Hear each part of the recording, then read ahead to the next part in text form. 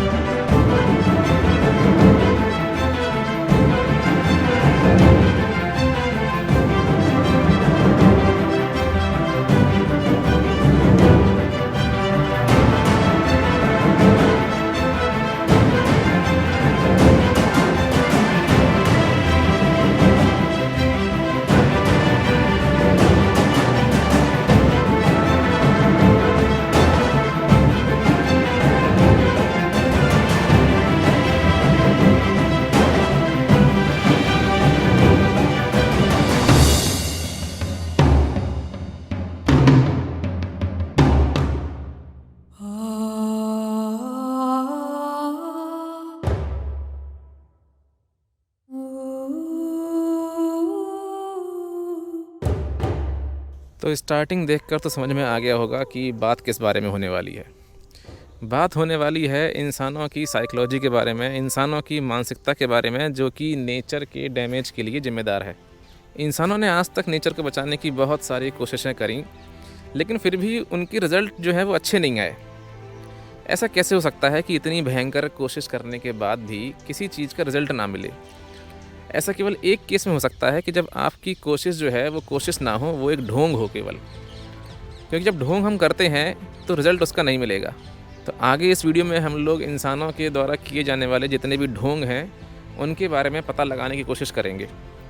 उससे पहले हम लोग ये जान लेते हैं कि हमारे रिलीजन में, हमारे धर्म में प्रकृति के बारे में कोई इम्पोर्टेंस दी गई है या नहीं दी गई है। तो इसके लिए बहुत सारे रेफरेंस मिल जाएंगे, लेकिन मुझे जो याद है वो ये है कि गीता में भगवान श्री कृष्ण अर्जुन से कहते हैं कि सामान्य मनुष्य को ईंधन के लिए लकड़ी चाहिए, तो वो वृक्षों को तब तक काटता चला जाएगा जब तक वन नष्ट न हो जाएं। परंतु मुनि प्रकृति में वनों के महत्व के विषय में सोचता है, प्रकृति के संतुलन के विषय में सोचता है, वनों और ऋतुओं के संबंध के विषय में सोचता है। तो ये जो श्लोक का मीनिंग आपको मैंने बताया, इससे आपको हो सकता है कुछ समझ में ना आया हो। इसको थोड़ा आसान कर देते हैं। इस श्लोक का जो मीनिंग है उसको अगर सिंपल भाषा में कहा जाए तो वो भगवान श्री कृष्ण ये कहना चाह रहे हैं कि हमें नेचर से, प्रकृति से सिर्फ उतना लेना है जितना कि हमारी बेसिक नीड है।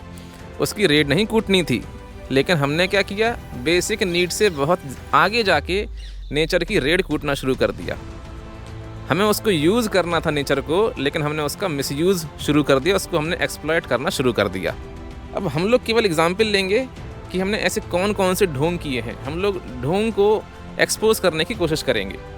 अभी मैंने एक शब्द बोला था, वो था बेसिक नीड। अब इस बेसिक नीड शब्द का मतलब क्या होता है? अलग अलग लोगों के हिसाब से इसका मीनिंग जो है वो अलग अलग होता है। आज से 50 साल पहले किसी इंसान से अगर आप पूछते कि भाई बेसिक नीड का मतलब क्या होता है, तो वो बोलता कि भाई बेसिक नीड का मतलब होता है रोटी, कपड़ा और मकान। ठीक है भाई, बात समझ में आती है। लेकिन अगर यही सवाल आप आज की जनरेशन से अगर पूछेंगे कि भाई बेसिक नीड का मतलब बताओ, तो उसका जवाब कुछ ऐसा रहेगा कि रोटी, कपड़ा, मकान, स्मार्टफोन और इंटरनेट, ये आज के इंसान की बेसिक नीड बन चुके हैं। स्मार्टफोन और इंटरनेट के बिना आप आज के इंसान की ज़िंदगी की कल्पना भी नहीं कर सकते। लेकिन स्मार्टफ़ोन और इंटरनेट हमारी बेसिक नीड आखिरकार बना कैसे? जो लोग इसके फ़ेवर में तर्क देते हैं वो ये कहेंगे कि भाई इंटरनेट की हेल्प से बिज़नेस चलते हैं, इंटरनेट की हेल्प से लोग पढ़ाई करते हैं, इसलिए ये हमारी बेसिक नीड है। इसे सुन के आपको काफ़ी अच्छा लगेगा कि हाँ भाई, बात तो सही है, लेकिन थोड़ा-सा ट्विस्ट है इसमें। ट्विस्ट क्या है? ट्विस्ट ऐसा है कि आप अपने आस-पास अगर ऑब्ज़र्व करें, जितने लोग भी इंटरनेट या स्मार्टफ़ोन का इस्तेमाल करते हैं, तो क्या सारे के सारे लोग बिज़नेस कर रहे हैं इंटरनेट की हेल्प से? या सारे के सारे लोग जो हैं वो पढ़ाई कर रहे हैं उसकी हेल्प से? हकीकत ये है कि अगर आप अपने आसपास देखेंगे तो मुश्किल से जितने भी लोग स्मार्टफ़ोन या इंटरनेट का इस्तेमाल कर रहे हैं, 8-10% लोग ही ऐसे होंगे जो इसकी हेल्प से या तो बिज़नेस कर रहे हैं या पढ़ाई कर रहे हैं। बाकी 90% लोग ऐसे हैं जिन्हें इसकी लत लग चुकी है, वो इसके नशे का शिकार हो चुके हैं। और आपको क्या लगता है, जब इतनी बड़ी आबादी को किसी चीज़ की लत लग जाती है तो क्या आप उसे नशा बोलोगे? जी नहीं, आप उसे नशा नहीं बोलोगे, आप उसे बेसिक नीड बोलोगे। और हम सारे नशेड़ियों ने मिल के अपने नशे की लत को बेसिक नीड बता दिया है। बेसिक नीड को थोड़ा और एक्सप्लोर करते हैं और सबसे पहले बात करते हैं बेसिक नीड में मकान की। अगर आज के किसी यूथ से अगर आप पूछें कि भाई मकान से आपका क्या परसेप्शन है, आप किस तरह का मकान चाहते हैं, तो आपको क्या लगता है वो किस तरह का आंसर देगा? वो कुछ इस तरह का आंसर देगा कि मकान का मतलब है बढ़िया आलीशान कंक्रीट का मकान, जिसके फर्श पर बढ़िया चिकने टाइल्स लगे हों या ग्रेनाइट का बढ़िया चमचमाता हुआ पत्थर लगा हो, दीवारों पर बढ़िया चिकनी पुटीन हो और सीलिंग के नीचे हो फॉल्स सीलिंग जिसमें बढ़िया मून लाइट लगी हो। लेकिन सवाल ये उठता है कि मकान क्या सिर्फ कंक्रीट का ही पॉसिबल होता है और किसी टाइप का मकान मुमकिन नहीं है क्या? तो ऐसा नहीं है। मकान बहुत टाइप के होते हैं, बांस का मकान, लकड़ी का मकान, मिट्टी का मकान, और ये सारे मकान भी देखने में काफ़ी अच्छे होते हैं। लेकिन फिर भी ऐसा क्यों है कि सबको मकान के नाम पे एक बढ़िया कंक्रीट का मकान चाहिए? ऐसा क्यों है? तो ऐसा इसलिए है क्योंकि हमारे यहाँ की सोसाइटी के हिसाब से लकड़ी का मकान, बांस का मकान, मिट्टी का मकान, ये सब बैकवर्डनेस, पिछड़ेपन की या गरीबी की निशानी है। अब सबको सोसाइटी में रहना है तो हमें ध्यान रखना पड़ता है कि सोसाइटी या समाज हमारे बारे में क्या बोलेगा, क्योंकि आप सोसाइटी से हट के काम नहीं कर सकते। इसलिए आप क्या करते हैं, ट्रेंड को फॉलो करते हैं, क्योंकि आपको चिंता होती है कि आपके बारे में 4 लोग क्या बातें करेंगे। अब आपके इस होम स्वीट होम की जो चाहत है वो पूरी कैसे होती है? वो पूरी होती है पहाड़ों को खोदकर, ईंटों के भट्टे लगाकर, टाइल्स की फैक्ट्रियाँ लगाकर, सीमेंट की फैक्ट्रियाँ लगाकर, वॉल पुटीन की फैक्ट्रियाँ लगाकर, मार्बल की खदानें खोदकर, इन सभी फैक्ट्रीज़ के लिए रॉ मटेरियल की खदानें खोदकर, तब जाके आपकी जो होम स्वीट होम की जो चाहत है वो पूरी हो पाती है। आपकी ये जो होम स्वीट होम की जो चाहत है आलीशान कंक्रीट के मकान की, आपको जान के अचंभा होगा कि ये नेचर के ऊपर कितनी भारी पड़ती है। दुनिया में 40% ग्रीन हाउस गैस एमिशन जो है वो कंस्ट्रक्शन इंडस्ट्री की देन है। अब सवाल ये उठता है कि क्या ये जो हमारे होम स्वीट होम हैं, कंक्रीट के जो मकान हैं, इनका कोई साइड इफ़ेक्ट है या नहीं है? तो इसका जवाब है हाँ, इनका एक बहुत ही बड़ा साइड इफ़ेक्ट है। वो ये है कि ये जो मकान होते हैं इनकी दीवारें गर्मियों में हो जाती हैं गर्म और सर्दियों में हो जाती हैं ठंडी। जिसकी वजह से होता क्या है? जिसकी वजह से ये होता है कि गर्मियों में इनको ठंडा करने के लिए हमें ज़्यादा बिजली की खपत करनी पड़ती है और सर्दियों में इनको गर्म रखने के लिए भी हमें इनके लिए ज़्यादा बिजली खर्च करनी पड़ती है, हीटर वगैरह इस्तेमाल करना पड़ता है। अब इससे क्या होगा? इससे ये होगा कि ये जो एक्स्ट्रा बिजली की खपत है, इसको पूरा करने के लिए आपको और कोयला खोदना पड़ेगा और जंगल काटने पड़ेंगे और खदानें खोदनी पड़ेंगी, तब जाके आपके इन होम स्वीट होम का जो टेम्परेचर है वो मेंटेन हो पाता है। सबसे ज़्यादा गर्मी आपको कंक्रीट के स्ट्रक्चर्स के पास ही फील होगी। बड़ी बड़ी बिल्डिंगें, बड़े बड़े फ्लाईओवर्स। आप गर्मियों में किसी ऐसी रोड पर निकल जाएं जिसके आसपास कोई मकान ना हो, सिर्फ पेड़ ही पेड़ हों आसपास, तो आपको वहाँ का टेम्परेचर बाकी जगह के कंपैरिजन में अलग ही पहले से काफ़ी कम फील होगा। इससे एक बात साफ़ हो जाती है कि ये जो गर्मी आपको फ़ील हो रही थी वो असल में इतनी गर्मी पड़ नहीं रही थी जितना आपको फ़ील हो रही थी, क्योंकि आपके ये मकानों की देन है। कंक्रीट के मकान क्या करते हैं कि दिन में गर्मी को अपने अंदर सोखते हैं और उसके बाद रात में उसको छोड़ते हैं। इससे होता क्या है कि हमें रात में भी उन मकानों के आसपास अगर आप रह रहे हैं, उस मकान के अंदर रह रहे हैं, तो आपको गर्मियों की रात में भी आपको उस मकान के अंदर गर्मी ही फील होगी, रात में भी आपको ठंडक नहीं मिलने वाली। अब हमारे ये जो होम स्वीट होम है, इनमें पानी की क्या व्यवस्था है? पहले के जो मकान होते थे उनमें एक चीज़ थी, उसका नाम था हैंड पंप। जिसमें होता ये था कि आप वहीं के वहीं अपना हैंडपम्प से बाल्टी भरो और उसको आसपास ही कहीं ना कहीं इस्तेमाल कर लो। लेकिन अब आज के हिसाब से अगर देखें तो बाल्टी उठाना, हैंडपम्प चलाना, ये सब जो है वो हमारे स्टैंडर्ड के खिलाफ हो चुका है। ये हमारे फैशन को सूट नहीं करता, इसमें हमारी नाक कटती है। तो इस नाक कटाने की शर्मिंदगी से बचने के लिए हमने क्या किया, हमने लगा दी मोटर या सबमर्सिबल पंप। तो ये पंप क्या करता है कि पहले पानी को ऊपर टंकी में भरेगा और फिर हम पाइपलाइन से या नल की हेल्प से उस पानी को दोबारा से नीचे उतारेंगे। यानी कि जो चीज़ पहले से ही नीचे थी, पहले हम उसको चढ़ाएंगे ऊपर और फिर उसको उतारेंगे फिर से नीचे, और इसको हम बोलते हैं कि हम डेवलप हो चुके हैं। जो चीज़ भाई पहले से ही नीचे है उसको वहीं के वहीं इस्तेमाल कर लो, दिक्कत क्या है। चलो छोड़ो, अब आगे बढ़ते हैं। अब सवाल ये उठता है कि लोग असल में नेचर का मिसयूज़ करते क्यों हैं, क्या मिलता है उन्हें करके। तो असल में है क्या कि सबको अमेरिका जाना है या वहाँ जाके रहना है, तो जो लोग जा पाते हैं वो चले जाते हैं और जो नहीं जा पाते हैं वो यहीं पर रह के अमेरिकन बनने की कोशिश करते हैं। अब टेक्नोलॉजी या फिर एजुकेशन सिस्टम के रूप में तो हम उनकी कॉपी कर नहीं पाते हैं, उनकी बराबरी कर नहीं पाते हैं, लेकिन एक चीज़ में हम उनकी बराबरी या कॉपी करने में माहिर हैं, और वो क्या है, वो है उनका कल्चर। उनके कल्चर से हमें मिला क्या, उनके कल्चर से हमें बहुत कुछ मिला, और उसमें से एक चीज़ है वो है कंज्यूमरिज्म, उपभोक्तावाद, अपने बेसिक नीड की लिस्ट को लंबा करते जाना, ये भी मिला है। अब सवाल ये उठता है कि इस कंज्यूमरिज्म के कल्चर का असर क्या होता है। इसका असर ये होता है कि दुनिया में अभी जितने भी लोग प्रेजेंट में हैं उन सब की नीड को पूरा करने के लिए एक अर्थ जो है वो सफिशिएंट नहीं है, हमें 1.7 अर्थ की रिक्वायरमेंट है, यानी कि 0.7 अर्थ जो है वो कम पड़ रही है। और ये हालत तब है जब दुनिया के ज़्यादातर देश जो हैं या तो वो गरीब हैं या डेवलपिंग है। उनके यहाँ की आबादी के पास अय्याशी करने के लिए उतना पैसा नहीं है जितना कि अमेरिकन लोगों के पास है। अब अगला सवाल ये उठता है कि अगर दुनिया के सारे देश अमेरिकन स्टैंडर्ड पे जीने लगे तो क्या होगा।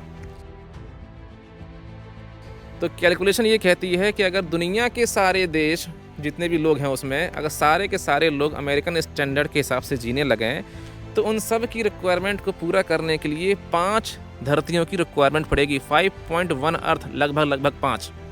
कहाँ से आएंगी ये 5 धरतियाँ, टपकेंगी क्या आसमान से। अब सवाल ये उठता है कि भाई नेचर की समस्या से निपटने के लिए हमारी गवर्नमेंट क्या कर रही है। गवर्नमेंट ने एक बहुत ही क्रांतिकारी कदम उठाया है। उन्होंने स्कूल के बच्चों के सिलेबस में आवर एनवायरनमेंट या फिर एनवायरमेंटल स्टडीज़ के नाम से चैप्टर्स ऐड कर दिए हैं। अब आपको क्या लगता है कि ये जो एक चैप्टर आप सिलेबस में ऐड कर देते हैं इससे बच्चे के ऊपर क्या फ़र्क पड़ेगा। मेरे हिसाब से बच्चे के ऊपर कोई फ़र्क नहीं पड़ने वाला। अब ऐसा तो होगा नहीं कि इस एक चैप्टर को पढ़ने के बाद बच्चा इमोशनल हो जाएगा और जंगलों को बचाने के लिए निकल पड़ेगा। जब उसकी पूरी एजुकेशन का उद्देश्य ही बड़े होकर पैसा कमाना, बड़ा आदमी बनना, गाड़ी बंगला नौकर चाकर इकट्ठे करना है, तो इस एक चैप्टर से आप उसको कितना बदल दोगे। अब ऐसा तो होगा नहीं कि पूरी ज़िंदगी की परवरिश, पूरी ज़िंदगी की पढ़ाई एक तरफ और आपका ये जो एक चैप्टर है ये एक तरफ। अब इन दोनों में से आपको क्या लगता है कौन जीतेगा, वो पूरी परवरिश जीतेगी या वो एक चैप्टर जीतेगा। अब गवर्नमेंट के इस कदम की काम ना करने की या कोई फ़र्क ना पड़ने की दूसरी वजह क्या है। आपको क्या लगता है कि जो बच्चा इस चैप्टर को पढ़ रहा है वो क्यों पढ़ रहा है, क्या उसका नेचर से बहुत ज़्यादा प्यार है इसलिए पढ़ रहा है। ऐसा कुछ भी नहीं है, वो इसे सिर्फ इसलिए पढ़ रहा है क्योंकि उसे पता है कि इस चैप्टर को पढ़ने से मार्क्स मिलेगा और इस चैप्टर में मार्क्स स्कोर करना बड़ा ही आसान है। उसे उस चैप्टर का कोई फील नहीं है, उसे नेचर के साथ कोई कनेक्शन नहीं है उसका, वो उस चैप्टर को बस पढ़ता है, मार्क्स स्कोर करता है और बात ख़त्म हो जाती है। अब सोचने वाली बात यह है कि हमें नेचर की जो समस्या है वो हमारी समस्या क्यों नहीं लगती। ऐसा इसलिए है क्योंकि हम जहाँ पे रहते हैं वो जगह असल में एक कंक्रीट का जंगल है। हमारे घर जो हैं वो नेचर से बहुत दूर हैं और जो चीज़ हमसे बहुत दूर होती है हमें उसकी समस्या हमारी समस्या नहीं लगती। एग्जाम्पल लेके समझाते हैं इस बात को। जैसे मान लीजिए आपके शहर के आसपास में कोई दूसरा शहर है और वहाँ पे कोई मर्डर हो गया। अब सोचो जरा आपको इस मर्डर से कितना फ़र्क पड़ता है। मेरे ख्याल से कोई ख़ास फ़र्क नहीं पड़ता होगा। लेकिन अगर सोचो जरा कि वही मर्डर आपके घर के बगल में हुआ होता तो क्या आपको फ़र्क पड़ता। तो ऑब्वियस सी बात है कि हाँ, आपको फ़र्क पड़ता। समस्या जितनी करीब होगी आपको वो उतना इन्फ्लुएंस करेगी, समस्या आपसे जितनी दूर होगी आपको उससे कोई फ़र्क नहीं पड़ेगा। तो हमारी जो लोकेशन है रहने की वो जंगलों से या नेचर से बहुत दूर है, इसलिए हमें नेचर की समस्या के संग ऐसा लगता है कि ये कहीं दूर की समस्या है, हमारा इससे कोई लेना देना नहीं है। आप इस ऑनलाइन ज़िंदगी जीने वाली जनरेशन से क्या उम्मीद करते हैं? आपको क्या लगता है कि ये जो अपार्टमेंट में रहने वाली जो ये जनरेशन है, जो आउटडोर से ज़्यादा मोबाइल पे गेम खेलते हैं, ये मतलब बड़े होके दुनिया बचाएंगे? ये अपने आप को मोबाइल की लत से बचा लें, वही बहुत बड़ी बात है। अब आगे बढ़ते हैं और आगे सवाल उठता है कि भाई क्या नेचर के डैमेज के लिए आबादी जिम्मेदार है? आबादी जिम्मेदार है, लेकिन ये जो है वो आधा सच है। पूरा सच क्या है? पूरा सच ये है कि आबादी जिम्मेदार है, लेकिन उससे ज़्यादा जिम्मेदार है उस आबादी का लाइफ स्टाइल कैसा है, अय्याशी का लेवल कैसा है। क्योंकि अगर ऐसा होता तो सीधी सीधी बात होती कि जिसकी जितनी ज़्यादा आबादी वो उतना बड़ा पॉल्यूटर, लेकिन ऐसा नहीं है। दुनिया में सबसे ज़्यादा आबादी जो है वो हिंदुस्तान की हो चुकी है according to the United Nation estimates. हम चाइना से आगे निकल चुके हैं, तो इसके हिसाब से हमारा जो पॉल्यूशन का जो लेवल है वो दुनिया में सबसे ऊपर होना चाहिए था। सेकंड नंबर पे आता है चाइना, तो सेकंड नंबर पे चाइना को आना चाहिए था, और तीसरे नंबर पे आता है अमेरिका, तो थर्ड रैंकिंग उसकी होनी चाहिए थी, लेकिन ऐसा नहीं है। तो फिर कैसा है? नंबर 1 पे है चाइना, नंबर 2 पे है अमेरिका और नंबर 3 पे है इंडिया। अब इसमें सोचने वाली बात क्या है? सोचने वाली बात इसमें ये है कि इंडिया और चाइना की जो पॉपुलेशन है वो बराबर है लगभग, लेकिन फिर भी जो चाइना का जो पोल्यूशन है वो इंडिया से 4.2 गुना, लगभग 4 गुना ज़्यादा है। अब अमेरिका का केस तो और भी ज़्यादा इंटरेस्टिंग है। अमेरिका की जो आबादी है वो इंडिया से 4 गुना कम है, और वो जो पोल्यूशन करते हैं वो इंडिया से 2 गुना ज़्यादा करते हैं। अमेरिका की आबादी है मात्र 33 करोड़, 25 करोड़ आबादी तो सिर्फ हमारे यूपी की है। तो अब सोचने वाली बात क्या है इसमें? सोचने वाली बात यह है कि मात्र इतनी सी आबादी के बाद भी अमेरिका इतना बड़ा पॉल्यूटर कैसे है? तो ऐसा इसलिए है क्योंकि अमेरिका का एक व्यक्ति एक साल में 17.6 टन कार्बन एमिशन करता है, और इंडिया में एक साल में एक व्यक्ति मात्र 2.5 टन कार्बन एमिशन करता है। अगर शुद्ध हिंदी में समझाएं इस चीज़ को तो इसका कुछ मतलब ऐसा निकलेगा कि अमेरिका का एक आदमी इंडिया के एक आदमी की तुलना में 7 गुना ज़्यादा पॉल्यूशन करता है। अब अमेरिका में हर 1000 लोगों में से कितने लोगों पे कारें हैं? अमेरिका में हर 1000 लोगों में से 980 लोगों के पास कारें हैं, और इंडिया में ये संख्या कितनी है? मात्र 22। इसका मतलब क्या हुआ? इसका मतलब ये हुआ कि उनके यहाँ हर 1000 लोगों में से सिर्फ 20 लोगों के पास कारें नहीं हैं, और इंडिया में मात्र 22 लोगों के पास ही कारें हैं। यानी कि वहाँ की लगभग हर इंसान के पास अपनी एक पर्सनल कार है। यानी कि वहाँ की अगर बात करें आप, तो एक परिवार में अगर 4 लोग हैं तो चारों लोगों के पास अलग अलग गाड़ी होती है, पिताजी की अलग, माताजी की अलग और बच्चों की अलग। लेकिन अगर आप उनसे ये बात पूछेंगे कि भाई इतनी लग्जरी की क्या ज़रूरत है, तो जानते हो क्या बोलेंगे? वो बोलेंगे कि ये लग्जरी नहीं है, ये तो बेसिक नीड है। तो क्या इंडिया वाले अमेरिका से लग्जरी में पीछे हैं? तो जी नहीं, ऐसा बिल्कुल भी नहीं है। कोशिश पूरी हम भी कर रहे हैं। उनके पास ज़्यादा पैसा है, इसलिए उनके यहाँ हर आदमी के पास अपनी एक पर्सनल कार है। परिवार में अगर 4 लोग हैं तो 4 कारें हैं। हमारे यहाँ क्या है कि इतना पैसा तो है नहीं है, लेकिन हम फिर भी उनकी बराबरी करने की कोशिश कर रहे हैं। हमारे यहाँ कार तो नहीं है सबके पास अपनी अपनी, लेकिन हाँ, अगर परिवार में 4 लोग हैं तो 4 स्मार्टफोन ज़रूर है सबके पास। जिसकी जितनी हैसियत होती है वो उस हिसाब से अय्याशी करता है। हमारी स्मार्टफोन की हैसियत है तो हम उस हिसाब से अय्याशी कर रहे हैं, उनकी कार की हैसियत है तो वैसी अय्याशी कर रहे हैं, कम कोई नहीं है। अब आगे बढ़ते हैं और पता लगाते हैं कि जीडीपी और नेचर के बीच में क्या संबंध है। तो भैया एकदम उल्टा संबंध है। जीडीपी जितनी ज़्यादा होगी नेचर उतनी ज़्यादा बर्बाद होगी। अब वो कैसे? उसके लिए पहले ये समझ लेते हैं कि जीडीपी का मतलब क्या होता है, वो बढ़ती कैसे है। जीडीपी बढ़ती है भाई जितना ज़्यादा देश के अंदर सामान यानी कि गुड्स और सर्विसेज बनेंगे, यानी जितने ज़्यादा प्रोडक्ट्स बनेंगे कुल मिला के, उतनी ज़्यादा जीडीपी जो है वो आगे बढ़ेगी। अब इसका मतलब क्या हुआ, इसको एग्जाम्पल लेके समझते हैं कि मान लीजिए एक हरा भरा पेड़ है, तो वो जो हरा भरा पेड़ है वो अर्थव्यवस्था में यानी जीडीपी में कोई योगदान अभी फ़िलहाल नहीं दे रहा है। लेकिन अगर मान लीजिए कि हमने उस पेड़ को काट के उसकी टेबल बना दी या कुर्सी बना दी, तो इससे क्या हुआ, वो पेड़ जो है असल में एक सामान में कन्वर्ट हो गया। तो अब उस सामान की क्या है, मार्केट वैल्यू है, यानी अब उस पेड़ की क्या है, अर्थव्यवस्था में योगदान है, जीडीपी में योगदान है। यानी हरा भरा पेड़ जो होता है वो जीडीपी के लिए फ़ायदेमंद नहीं होता है, लेकिन कटा हुआ पेड़ जिसका हमने कोई सामान बना लिया वो देश की जीडीपी के लिए फ़ायदेमंद होता है। और अर्थव्यवस्था का मतलब होता है पैसा। यानी इकोनॉमी। किसको नहीं चाहिए पैसा? दुनिया में आबादी कितनी है? लगभग 800 करोड़। और पूरी दुनिया एक ही काम में लगी हुई है। वो 800 करोड़ लोग एक ही काम में लगे हुए हैं। उन सब का सपना है एक लग्जरी लाइफ जीने का, कंफर्ट के साथ जीने का। अब आप सोचो जरा कि पूरी दुनिया एक ही काम में लगी हुई है, दुनिया की झंड करने में लगी हुई है, नेचर की झंड करने में लगी हुई है।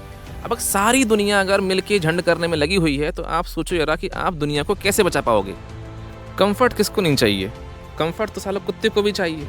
कुत्ता भी चाहता है कि सोने के लिए एक मुलायम बिस्तर मिल जाए। इस हिसाब से अगर आप देखेंगे तो हमारी चाहत में कंफर्ट की और जो कुत्ते की जो चाहत है कंफर्ट की, उसमें कोई खास अंतर नहीं है। अंतर सिर्फ इतना सा है कि जो उसकी जो चाहत है उससे कुछ बिगड़ता नहीं है नेचर का, लेकिन जो हमारी चाहत है कंफर्ट की, उससे दुनिया बर्बाद हो जाती है। कंफर्ट के लिए तो कुत्ता भी गड्ढा खोदता है और कंफर्ट के लिए हम भी गड्ढा खोदते हैं, बस थोड़ा सा साइज़ का अंतर है बस। अगर आपको किसी की फितरत का पता लगाना है तो उसके लिए आपको कुछ नहीं करना है, केवल आपको उसे एक खाली ड्राइंग शीट देनी है और उससे ये कहना है कि जो मन में आए वो बनाओ। आपको ये नहीं बताना कि क्या बनाना है, आपको बस ये बोलना है कि जो तुम्हारे मन में आए वो बनाओ।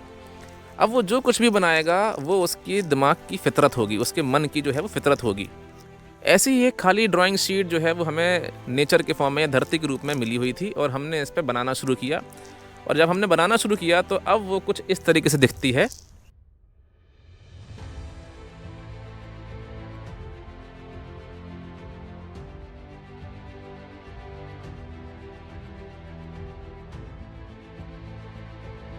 अब इससे आपको इंसानों की कौन सी फितरत का समझ में आता है ये आप जानो, आप खुद ही फैसला कर लो।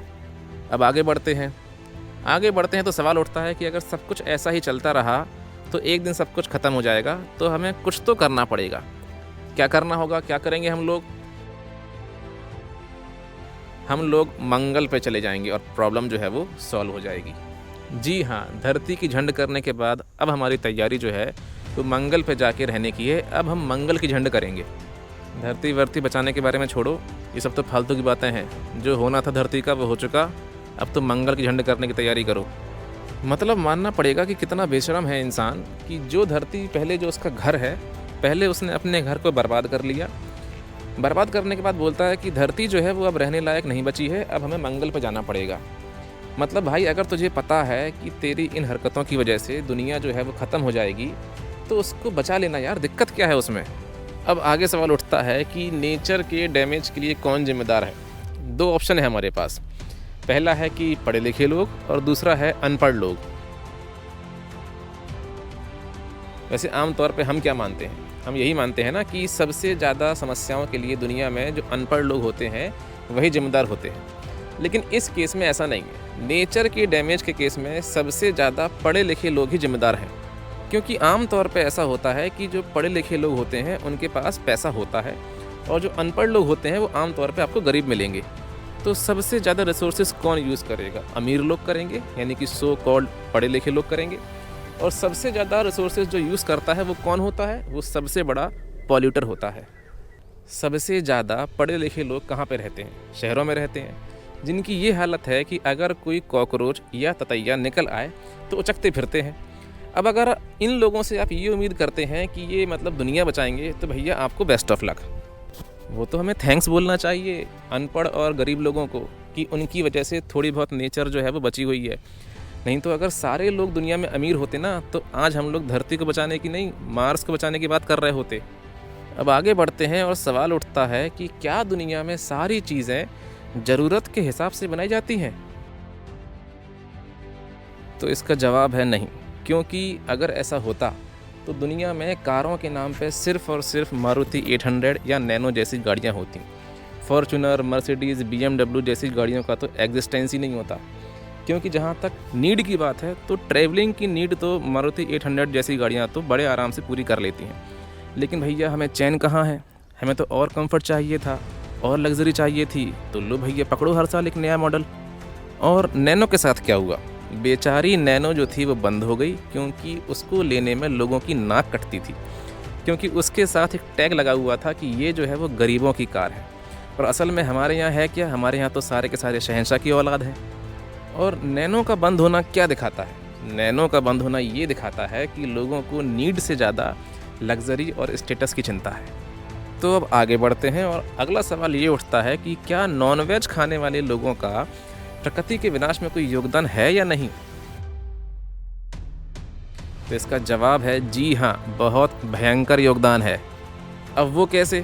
वो ऐसे, इसको समझने के लिए आपको पहले नेचर का 10% जो लॉ है वो समझना पड़ेगा। अब ये लॉ क्या है?